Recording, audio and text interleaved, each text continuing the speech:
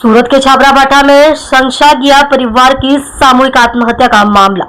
Police ने suicide note के आधार पर आत्महत्या के लिए उकसाने का मामला दर्ज कर 3 लोगों को गिरफ्तार कर लिया है। भरत भाई संसागिया ने एक दलाल के माध्यम से अपना फ्लैट संजय पटेल को वितरित किया था।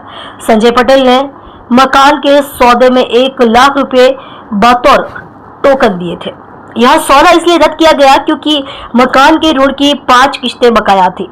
दलाल राजू अंबालिया को मकान का टोकन देने वाले संजय पटेल और बेटे हितेश ने पैसे की मांग की। भरत भाई संसागिया को अस्पताल में भर्ती कराया गया और अस्पताल में लाखों रुपए खर्च हुए। रियल एस्टेट ब्रोकर राजू अंबालिया के साथ ही संजय पटेल और हितेश पैसे के लिए धमका रहे थे।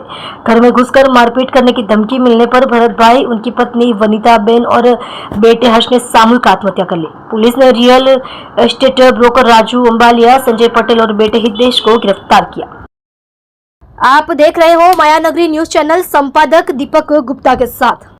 સર કઈ સામૂહિક આપઘાતની ઘટના બની હતી, ત્યારબાદ આરોપીની ધરપકડ કરવામાં આવી હતી, કઈ રીતની કાર્યવાહી હતી અને કોણ કોણ આરોપી પકડાયા છે? છપરા ભટ્ટા વિસ્તારમાં એન્ટેલિયા ડ્રીમ્સ ફ્લેટમાં 3 લોકોએ સામૂહિક આત્મહત્યા કરેલી એ બાબતે તાત્કાલિક ગુનો દાખલ કરી અને સુસાઇડ નોટ આધારે 3 આરોપીની ધરપકડ કરવામાં આવી છે અને તેઓને નામદાર કોર્ટમાં રજૂ કરતા જ્યુડિશિયલ કસ્ટડીમાં મોકલી આપેલ છે।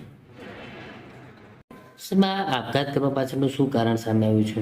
તપાસની પ્રાથમિક તપાસ દરમિયાન જાણવા મળેલ છે કે જે મરણ જનાર હતા એ લોકોએ ફ્લેટ પોતાનો 22 લાખમાં સોદો કરેલો અને 1 લાખ ટોકન પેટે લીધેલા।